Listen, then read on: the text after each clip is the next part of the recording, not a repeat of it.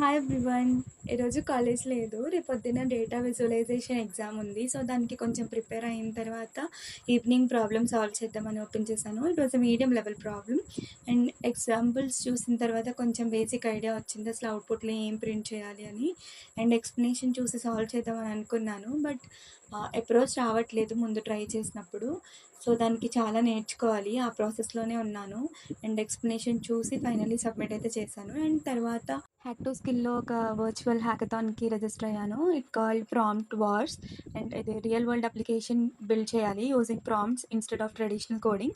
And AI tools like Google anti గ్రావిటీని use చేసి ఫాస్టర్‌గా సొల్యూషన్ క్రియేట్ చేయడం is the main idea.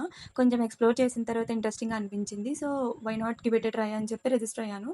Solution submit చేయడానికి ఇంకా 4 డేస్ టైం ఉంది. సో, ప్రాబ్లమ్ స్టేట్మెంట్ చూసాను ఈరోజు. And I'll start building that.